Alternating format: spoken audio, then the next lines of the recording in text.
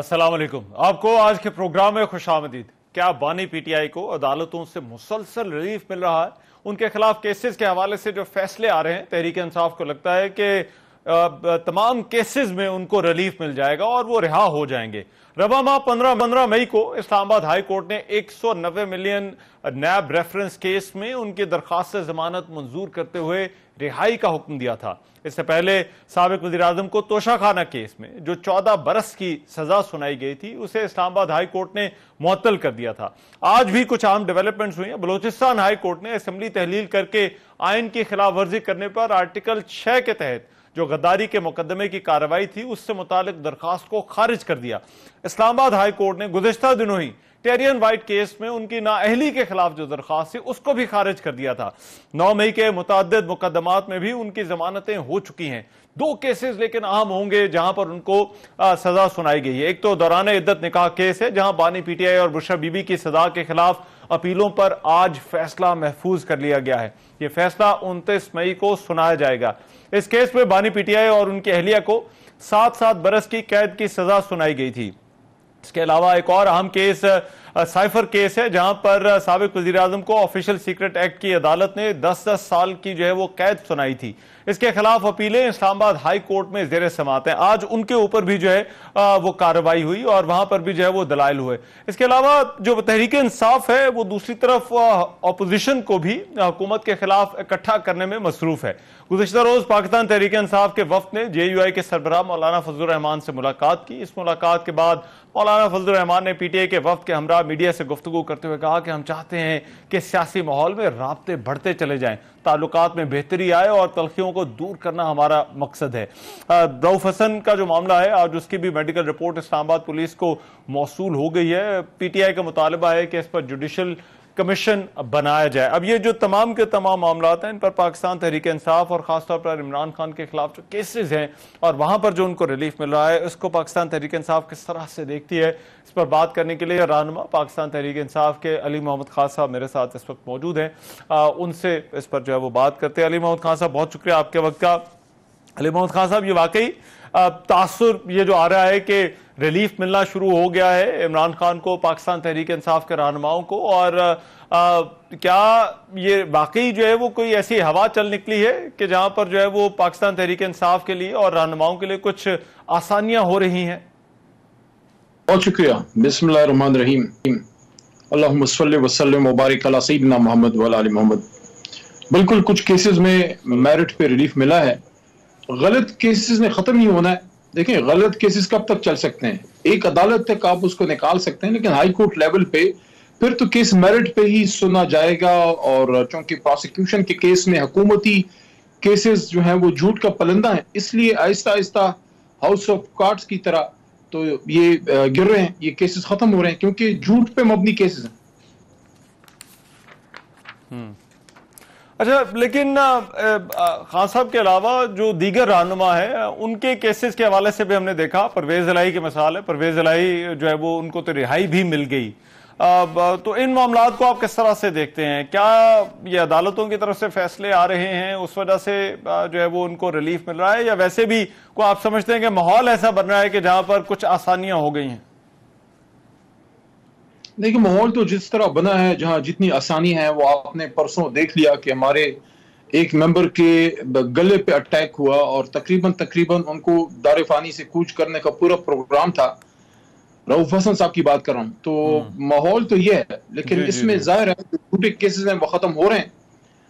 अगर अब खान साहब के केसेस खत्म हो रहे हैं और आखिरकार रिलीफ आ रहा है अदालतों से, परवेज इलाही साहब भी रिलीज हुए हैं और होपफुली शाह महमूद कुरैशी भी निकले हैं बाहर, तो मेरे ख्याल में हुकूमत को अपने मज़ाकरात वाली बात को अमली जामा पहनाना चाहिए। खान साहब और असीरान की रिहाई और मैंडेट की वापसी, कल इमरान खान साहब के साथ था मैं अडियाला में, और ये बात उनसे डिस्कस हुई और उन्होंने यही बात की कि असीरान की रिहाई, उन्होंने अपना नाम नहीं लिया, उन्होंने कहा कि असीरान की रिहाई और मैंडेट की वापसी पे अगर कोई फैसला कुन बात होती है, अमली बात होती है, तो फिर बात आगे चल सकती है।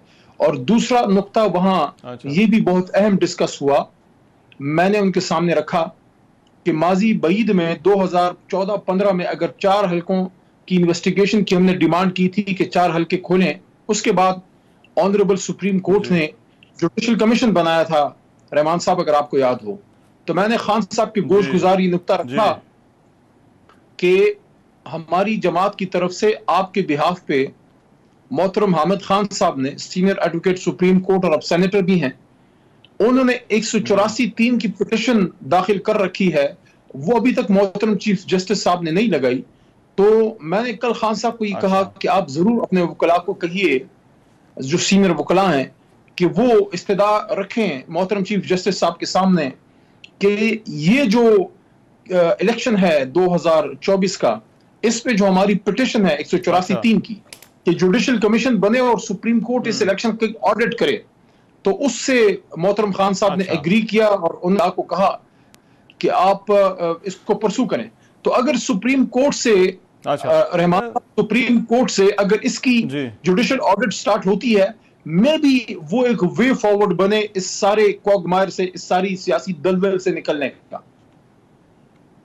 अच्छा, ये दो मुतालबात थे आपके केसेस के हवाले से, तो आपने खुद ही उसको एड्रेस कर दिया, लेकिन ये जो इंतखाबात वाला मामला है, इसमें हमेशा एक सवाल पूछा जाता है कि जो निचले फोरम है, आपको उन पर पहले जाना पड़ेगा और सुप्रीम कोर्ट का मामला बाद में आता है। तो यहां पर आप क्यों निचले फोरम्स पे नहीं जाना चाहते हो और डायरेक्टली चाहते हैं कि सुप्रीम कोर्ट ही इस मामले को देखे? रहमान साहब देखें, दो रास्ते हैं। एक रास्ता है ट्रुथ एंड रिकंसिलिएशन का, मामलात को ठीक करने का, सियासी जो सियासी जो पूरी फिजा है उसको ठीक करके मुल्क को आगे ले जाने का। उसके लिए फिर सबको एक स्टेप बैक करना पड़ेगा और फिर हक की तरफ जाना पड़ेगा ताकि मुल्क आगे चल पड़े। दूसरा रास्ता है जो चल रहा है, केसेस हैं, ट्राइब्यूनल्स हैं, उधर से क्या ट्राइब्यूनल्स के क्या रिजल्ट निकलते हैं? कभी पिछले 40 साल में ट्राइब्यूनल्स के कोई फैसले, कोई रिजल्ट निकला है? अगर मामलात को लटकाना है तो फिर ट्राइब्यूनल्स वाला रास्ता ठीक है। अगर ऐसे ही चाहते हैं कि ऐसे ही चले सारा, ना सियासी कोई फजा ठीक हो, ना कोई पार्लियामेंट चले, ना कोई माहौल बने, मुल्क में इन्वेस्टमेंट ना आए, बस यही इसी तरह डांग टपाओ प्रोग्राम हो, फिर ठीक है। लेकिन अगर हम समझते हैं कि सियासी मामलात को ठीक करना वक्त की सबसे बड़ी जरूरत है, तो फिर रहमान साहब, यू योरसेल्फ अ लॉयर, मैं आपके हर प्रोग्राम में आपको ये बात करता हूं कि आप खुद भी वकील हैं, कि बेशुमार हलकों से ट्राइब्यूनल्स के रिजल्ट जब तक आएंगे, सियासी फजा गंदी से गंदी हो गई होगी। तो उसके लिए जरूरी है कि सुप्रीम कोर्ट के लेवल पे इसका जुडिशल नोटिस लिया जाए ताकि इसका ऑडिट हो, क्योंकि एक जिम्मेदारी बहरहाल मोहतरम चीफ जस्टिस साहब की इस तरह से बनती है कि मोहतरम काजी साहब ने ये बात की थी, फाइज ईसा साहब ने, कि ये इलेक्शन 8 फरवरी को पत्थर पे लकीर है। तो ये जो पत्थर पे लकीर थी, इलेक्शन तो हो गया, उस पे फॉर्म 47 की चुनाई किसने की?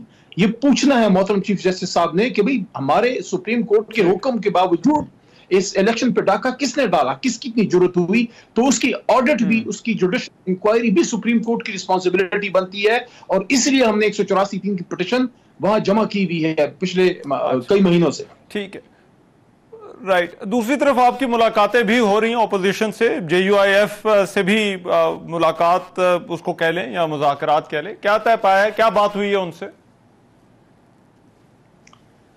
मुश्तरका प्रेस टॉक तो हुई है मौलाना साहब की और हमारे दूसरे हमारे जो लीडर्स वहां गए उनकी। उसमें अभी तक मौलाना साहब ने कोई एग्रीमेंट तो नहीं किया, लेकिन उन्होंने खुशाइन मुलाकात हुई है। और सियासी जमातों में एक अगर हमने कोई अलायंस बनाना है इसके हवाले से, जुडिशल जो हमारी कोई मूवमेंट है, आइन की बहाली की, आइन की सुप्रीमेसी की, और साथ में धांधली के खिलाफ, तो उसमें मौलाना साहब अगर हमारे साथ हाथ मिलाना चाहते हैं तो अच्छी बात है। मैं ऐसे मौके पे कोई तल्ख माजी की बात नहीं करना चाहता, वरना बातें बहुत हैं, लेकिन चूंकि इस वक्त एक बात चल निकली है तो हमें फजा बनानी चाहिए जहां सियासी कुव्वतें मसाइल का हल बैठ के बनाते हैं, बनाने की कोशिश करते हैं। मैं कहता हूं 100 इख्तलाफात हों, लेकिन मौका देना चाहिए। आप सियासी फजा बनाने में मीडिया, हम सब पॉलिटिकल वर्कर्स किरदार अदा करें, ताकि देखिए किसी सूरत में ये मुल्क 2 साल से बिल्कुल होल्ड पे है। 2 साल से, जब से 9 अप्रैल हुआ है, उसके बाद से कोई काम इस मुल्क में ठीक नहीं हुआ। इतना बड़ा नुकसान हो चुका है, रियासत का भी हुआ है, हमारा जो इन्वेस्टमेंट, सारी बेशुमार चीजें, हमारी शख्सी आजादियां देख लें, आपकी साख्ती आजादियां देख लें, रऊफ हसन साहब के साथ क्या हुआ, हमारे वो साफी जो है उठा लिए गए, इमरान रियाज साहब के साथ क्या हुआ, अरशद शरीफ शहीद हो गए, बेशुमार कहानियां। ये सारी चीजें ठीक करने के लिए हमें सियासी फजा, सियासी माहौल बनाने के लिए सबको किरदार अदा करना होगा। वरना ये मैं बता दूं, आज जो शीशे के महल में बैठे में महफूज वो भी नहीं है, महफूज वो भी नहीं है। राइट, ठीक है, बहुत शुक्रिया। मोहम्मद खान हमारे साथ मौजूद थे और बात कर रहे थे पाकिस्तान तहरीक इंसाफ के मौक़िफ़ के हवाले से। प्रोग्राम में भी एक ब्रेक शामिल करते हैं, वापस आते हैं इस ब्रेक के बाद।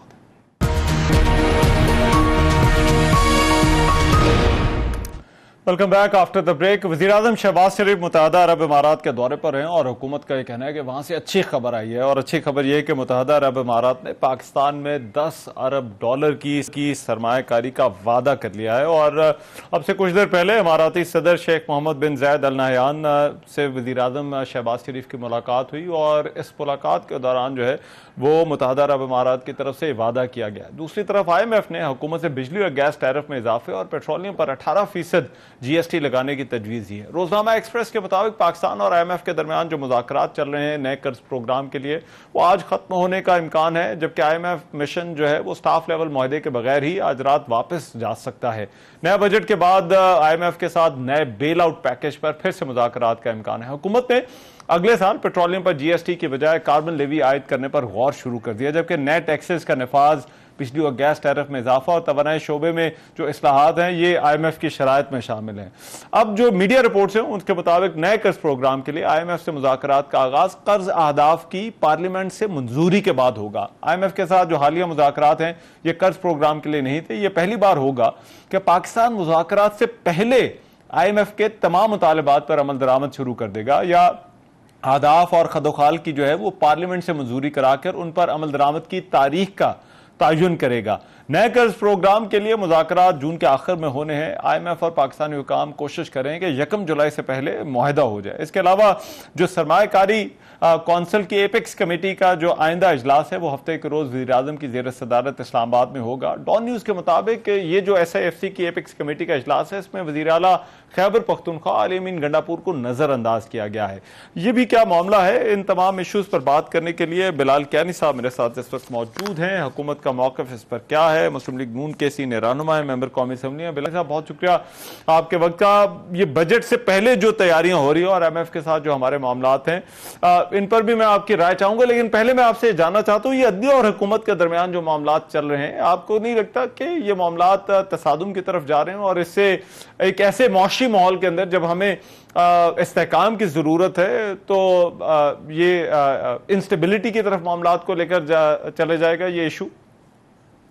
जी बिस्मिल्लाहिर्रहमानिर्रहीम। रहमान साहब बहुत शुक्रिया जी अपने शो में दावत देने का। देखिए हरगिज़ भी हुकूमत किसी किस्म के तसादुम के ना रस्ते पे है ना तसादुम चाहती है, बल्कि हम समझते हैं कि जब जो ट्राइकॉटमी ऑफ पावर्स है उसकी अगर रिस्पेक्ट की जाएगी और सारे इदारे अपनी कॉन्स्टिट्यूशनल ड्यूटीज़ अपनी बाउंड्स के अंदर निभाएंगे और एक म्यूचुअल रिस्पेक्ट के साथ इदारे चलेंगे तो तभी इसी में मुल्क की बेहतरी होगी। और मैं समझता हूँ कि आजकल जो एक कॉन्टेक्स्ट है जिसकी आप बात भी कर रहे हैं, मेरा ख्याल है जी कि अब इसमें बेहतर होगा कि हर साइड मैच्योरिटी का मुजाहरा करे और रिस्ट्रेंट का मुजाहरा करे और पूरी कौम की नज़रें सबकी तरफ हैं, सबकी मतलब कि जिसमें जुडिशरी भी शामिल है, एग्जीक्यूटिव भी शामिल है, पार्लियामान भी शामिल है। और अगर आप इसके कॉन्टेक्स्ट में ख़ास तौर पे ये जो मेरा ख्याल है 6 जजेस के ख़त का मामला है उसको मैं इसलिए ख़ुद आपके सामने रेज कर रहा हूँ क्योंकि वो मामला ही बुनियादी तौर पे मैं समझता हूँ कि अभी एक रूट बना हुआ है, रूट कॉज बना हुआ है दीगर और इश्यूज़ का जो सामने नज़र आ रहे हैं। तो I think the best thing to do is कि क्योंकि वो मामला ऑलरेडी कोर्ट में सब जुडिस है, सुप्रीम कोर्ट में है और पहले भी जब ये मामला आया तो फुल कोर्ट ने सुप्रीम कोर्ट के फैसला किया तो एग्जीक्यूटिव ने उस टाइम पे भी आपको याद होगा मुकम्मल ताबन किया और जिस तरह कोर्ट की ख्वाहिश थी उस तरह एक इंक्वायरी कमीशन फॉर्म किया और वही शख्स लगाया इंक्वायरी कमीशन पे जो कोर्ट की ख्वाहिश थी। आज भी एग्जीक्यूटिव उसी कोर्ट में मौजूद है मुकम्मल मुआवनत फराम करने के लिए और दीगर और फरीकैन भी मौजूद हैं जो सुप्रीम कोर्ट चाहती है। तो मेरा ख्याल है जी we should let sanity prevail, सब साइड्स को मैच्योरिटी का मुजाहरा करना चाहिए। ये एक सेंसिटिव मामला है और इसमें जितनी हम मैच्योरिटी का मुजाहरा करेंगे, जितनी रिस्ट्रेंट दिखाई जाएगी, उस तरह ही बेहतर तरीके से ये भी मामला सुलझेगा और जो इदारों के दरमियान या एग्जीक्यूटिव और अदलिया के दरमियान ये जो टकराव का तासुर बन रहा है या कोई मिसपरसेप्शन इस तरह का बन रहा है तो ये बेहतर तरीके से इसी तरह बिलाल कियानी साहब देखिए जो इस वक्त इशू एट हैंड है वो बात आपकी ठीक है, खत का भी मामला है, लेकिन अभी एक और इशू एट हैंड वो फ्लोर ऑफ द हाउस पे होने वाली तकरीरें हैं क्या हुकूमत उन तकरीरों को जो सेनेट में हमने देखी, क्या हुकूमत उसको एंडोर्स करती है या अपने आप से डिस्टेंस करती है? नहीं, देखिए मैं रहमान साहब फिर से अपनी बात को दोहराऊंगा कि देखिए, चाहे वो जुडिशरी हो, जजेस हों जब वो कोर्ट्स में अपने केसेस कंडक्ट करें, चाहे वो पार्लियामान में लेजिस्लेटर्स हों वो स्पीचेस करें, चाहे वो एग्जीक्यूटिव हो, मेरा ख्याल है all side should show restraint and mutual respect. तो मैं इसमें किसी को एक को सिंगल आउट नहीं करना चाह रहा, मेरी ज़ाती ये एक ओपिनियन है जी। मेरा ख्याल है इसी तरह ही मामला बेहतर होगा। और जब ना ही कोर्ट रूम्स के अंदर कोई, मेरा ख्याल है जी, मेरी राय एज ए शहरी आप कह लें, as a member of the assembly आप कह लें कि अनड्यू कोई भी रिमार्क्स पास करने से मामला सुलझता नहीं है, उलझता है। इसी तरह ही आई थिंक सब साइड्स को, एग्जीक्यूटिव और लेजिस्लेटर्स समेत सबको रिस्ट्रेंट दिखाना चाहिए ताकि मामला बेहतर तरीके से आगे चले और ये कोर्ट्स में ही मामला निपटा जाए। और इस तरह किसी की भी मतलब कि मेरा ख्याल है इस तरीके से मामला गर्म करने के बजाय ठंडा ही हम मिला के करेंगे तो इस तरह बेहतरी होगी और हम आगे चल सकेंगे जी। राइट, लेकिन अभी जो बजट की तैयारी हो रही है कियानी साहब, ये कुछ बड़ी जो है वो खबरें हम सुन रहे हैं कि हुकूमत कुछ सख्त इक़दाम उठा सकती है, पहले से तैयारी शुरू हो जाएगी, तब्दीलियां शुरू हो जाएंगी। तो क्या वाकई गैस बिजली महंगी हो रही है और ये जो पेट्रोल है इस पर 18% जो है वो GST जो है वो आने वाला है? रहमान साहब देखिए, अभी तो एक डिस्कशंस जारी हैं। आई थिंक ये मिशन जब चला जाएगा फिर भी डिस्कशंस जारी रहेंगी, साथ बजट भी प्रिपेयर होगा। तो आई थिंक ये सारी बातें ये कबल अज़ वक्त हैं। मैं इतना ज़रूर कहना चाहूँगा कि देखिए, जो IMF के साथ जो भी हमारा प्रोग्राम तय होगा वो हमारे एक होम ग्रोन इकोनॉमिक एजेंडा के नतीजे में होगा। तो और देखिए, बहुत सारी जो चीज़ें हैं जिसमें टैक्स नेट को वाइडन करना, जिसमें हमारे फिस्कल डेफिसिट्स को कम करना, हमारा रेवेन्यू बढ़ाना, हमारे एक्सपेंडिचर्स को कर्टेल करना, पावर सेक्टर में रिफॉर्म्स आना, सर्कुलर डेट को कम करना, स्टेट ओन्ड एंटरप्राइजेस की प्राइवेटाइजेशन करना, जिम्मेदाराना प्राइवेटाइजेशन करना या उनकी रिस्ट्रक्चरिंग करना, ये सारी वो चीज़ें हैं जो हमारी हुकूमत वैसे ही करना चाह रही है और जिसकी तरफ इसके दीगर एस्पेक्ट्स पे आपने वज़ीर आज़म साहब को मीटिंग्स लीड करते हुए, फैसले करते हुए देखा है और यही चीज़ें इवेंचुअली IMF के प्रोग्राम में भी रिफ्लेक्ट होंगी। तो ये जितने भी मेजर्स होंगे इसी की कड़ियां होंगी और ये वक्त के साथ बजट के, जब बजट प्रेजेंट होगा या उसके करीब, इस पे मजीद क्लैरिटी होगी। अभी ये सारी डिस्कशंस जो हैं they are work in progress. Budget का प्रोसेस इटसेल्फ भी और जो IMF के डिस्कशंस हैं, IMF के साथ जो डिस्कशंस हैं वो भी जी। लेकिन कुछ का लोगों का ख्याल है, एनालिस्ट का, कि ये बहुत गैर मामूली है कि हुकूमत, अभी बजट आया नहीं है और IMF का भी पैकेज जो है वो उसका आगाज अभी होना है, लेकिन ये पहले हुकूमत जो है वो गैर मामूली है कि हुकूमत पहले से जो है वो चेंजेस ला रही है और कानून साजी भी की जाएगी, कोई स्ट्रक्चरल चेंजेस जिसकी आपने बात की, आप कह रहे हैं ये रिफॉर्म्स हैं, हुकूमत खुद लाना चाहती है। तो क्या ये वाकई बहुत ज्यादा गैर मामूली है कि अभी प्रोग्राम शुरू नहीं हुआ लेकिन पहले से जो है वो ये मामलात शुरू हो गए हैं और इन तमाम ये जो बेल आउट पैकेज है इसको पार्लियामान से इन शराइत की मंजूरी से मशरूत कर दिया गया है?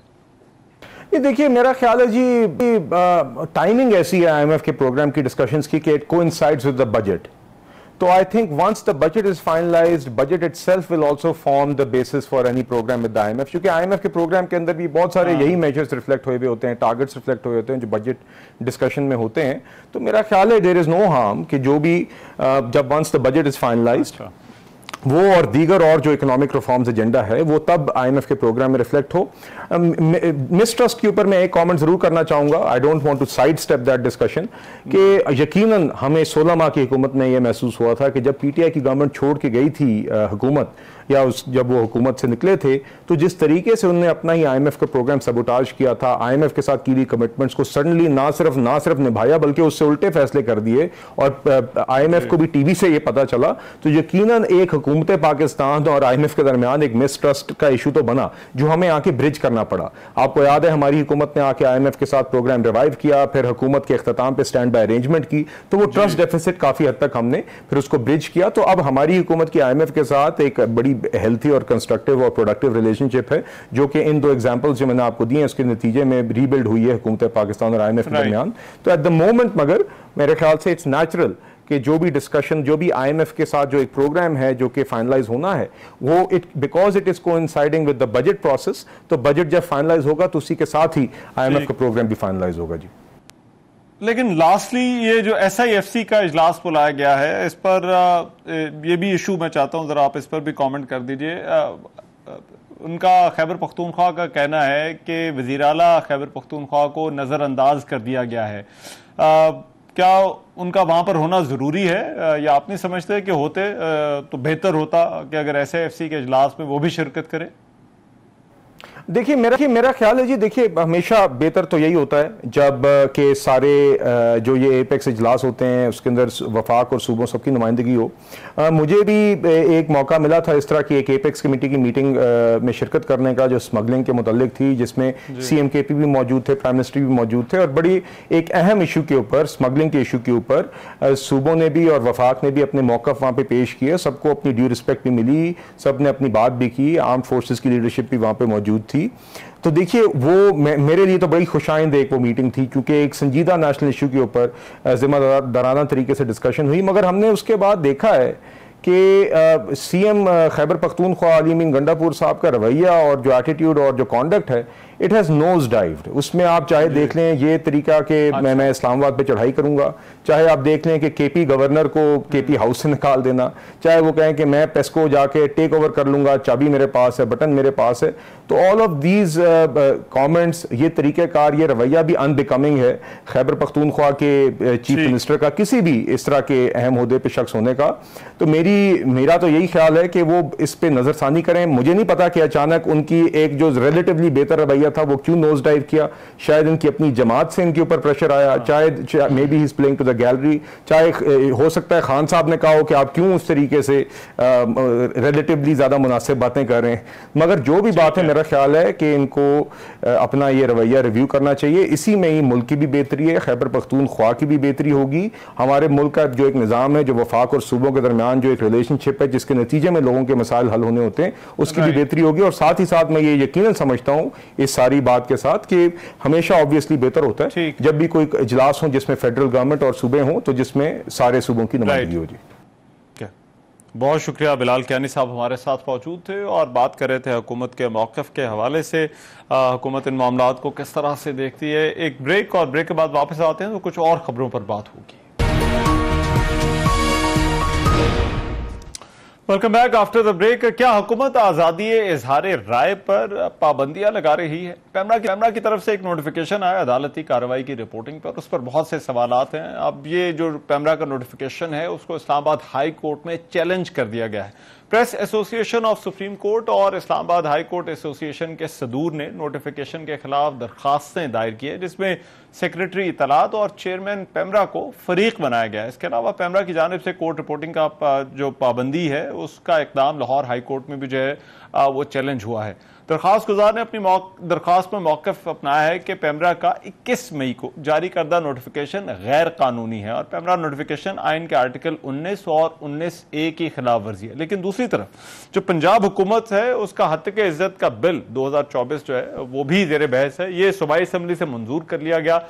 इस पर भी मुल्क भर की सहाफती तंजीमों ने अपने रद्द-ए-अमल का इजहार किया है और इसे आज़ादी इजहार राय पर पाबंदी करार दिया है। हुकूमत से बिल की फौरी वापसी का भी मुतालबा किया। इस बिल के मंजूर करने पर पीपल्स पार्टी, जो कि अहम इत्तेहादी है हुकूमत की, उसकी जानिब से भी तहफ़्फ़ुज़ात का इजहार किया गया है। पंजाब असम्बली में पीपल्स पार्टी के पार्लिमानी लीडर अली हैदर गिलानी का कहना था कि हत्या इज्जत बिल से मुतालिक ना पूछा गया ना बताया गया। पीपल्स पार्टी कभी इस बिल का हिस्सा नहीं बनना चाहती।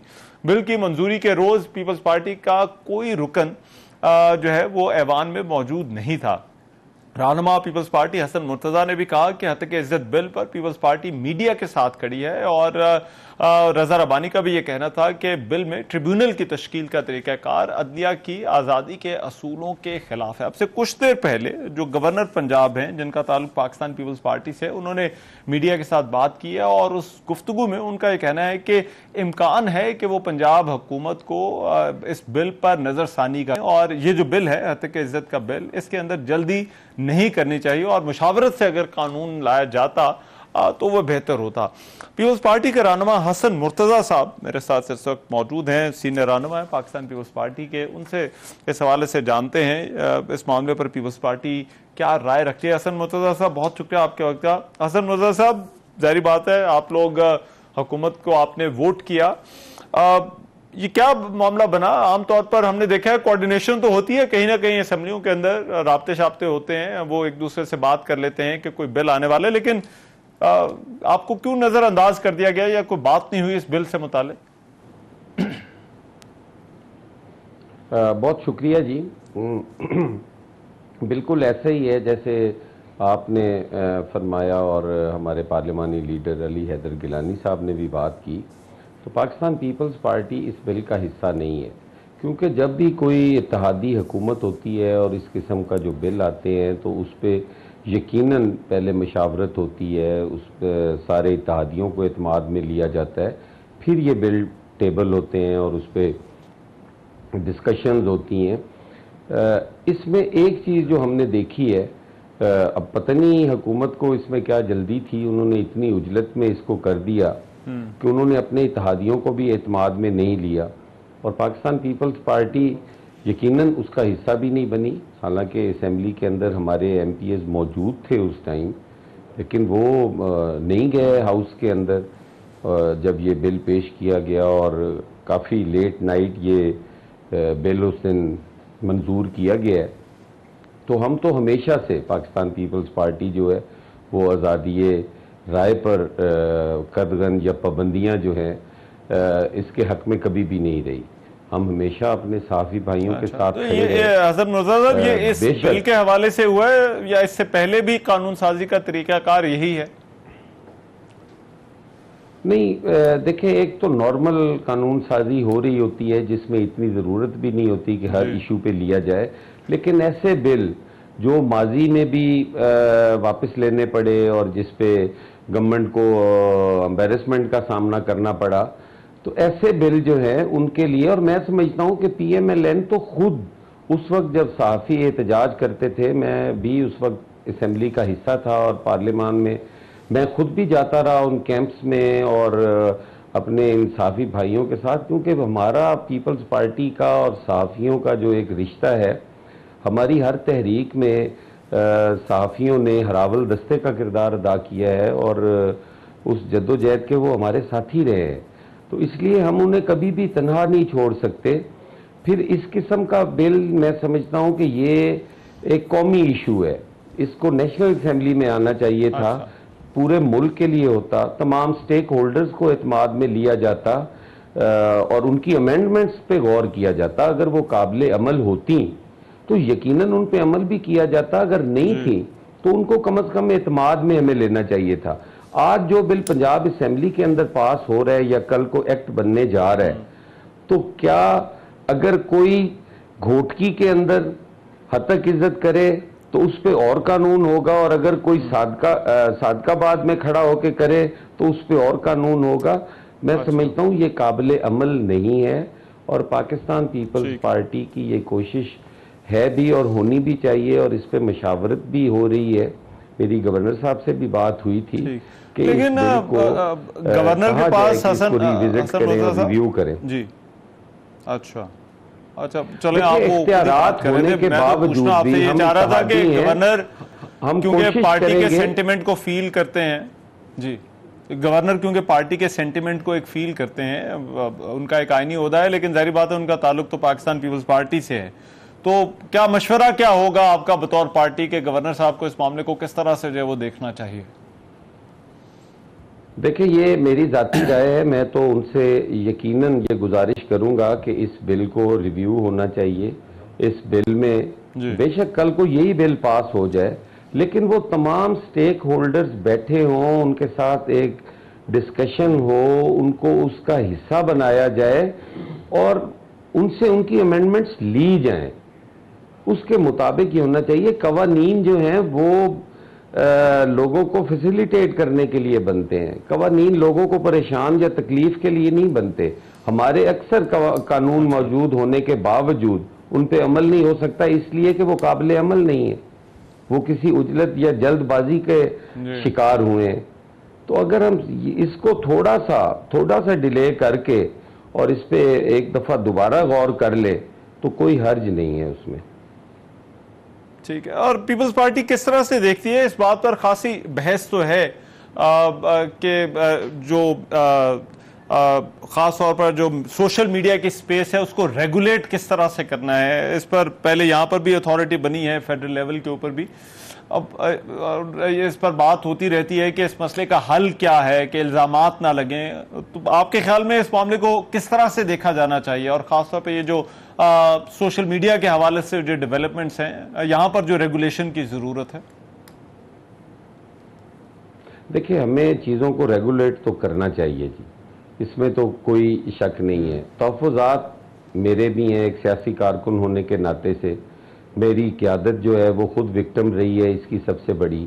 हमारे ख़िलाफ़ जब केसेस चलते थे, हमारा मीडिया ट्रायल होता था, हमें 11-11 साल तक जेलें काटने के बाद जब हमारी रिहाई अदालतों से हुई तो उस वक्त भी किसी ने नहीं कहा कि 11 साल तक जिस जमात की करैक्टर असैसिनेशन होती रही है, जिसकी क़यादत की करैक्टर असैसिनेशन होती रही है और एक इल्ज़ामात की बौछार होती थी, आज तक किसी ने उसकी मजम्मत तक नहीं की कि वो सहाफ़ी भाई जो उस वक्त टीवी स्क्रीन पे बैठ के ये सारी चीज़ें करते थे वो होनी चाहिए। ऐसे कवानीन का होना तो ज़रूरी है, लेकिन इसमें पीपल्स पार्टी का मौक़िफ़ ये है कि हम तमाम स्टेक होल्डर्स को बिठा के, ये नहीं कि हम इंतकाम लेने के लिए करें, हम उनको बिठा के इस चीज़ पे कायल करें या उनसे कायल हो जाए कि ये ज़रूरी है ऐसे कवानीन बनने जिससे चीज़ें रेगुलेट हों, जिससे चीज़ें बेहतरी की तरफ जाएं, बेहंगम सोशल मीडिया ना हो, हर रोज़ लोगों की पगड़ी ना उछाली जाए, लोगों को गालम गलोच ना की जाए, ये चीज़ें तो रेगुलेट होनी चाहिए। ठीक, बहुत शुक्रिया हसन मुर्तज़ा साहब हमारे मौजूद थे प्रोग्राम में। एक ब्रेक, वापस आते हैं तो कुछ और खबरों पर बात होगी। Welcome back after the break. जाते जाते कुछ अपडेट आपको देते जाएं। नॉन फाइलर्स की सिम्स ब्लॉक करने के हवाले से एफबीआर ने नॉन फाइलर्स की सिम्स ब्लॉक किए जाने की तस्दीक कर दी है। एफबीआर का कहना है कि इनकम टैक्स जनरल ऑर्डर के तहत 22 मई तक 11,252 सिम्स ब्लॉक की गई हैं। ताहम तर्जुमान एफबीआर ने वाज़ेह किया है कि रिटर्न फाइल करने वाले शहरियों की सिम्स फौरी तौर पर बहाल होंगी। तर्जुमान के मुताबिक एफबीआर टैक्स कंप्लायंस और टैक्स कल्चर के फरोग के लिए पुरअज़्म है और टेलीफोन कंपनियों के साथ इजलास में एफबीआर ने सिम्स बंद करने के फैसले से मोबाइल कंपनियों को आगाह किया। उनका कहना था कि नॉन फाइलर्स की मोबाइल फोन सिम्स बंद करने का फैसला हुकूमत का है, जिस पर हर हाल में अमल दरामद होगा।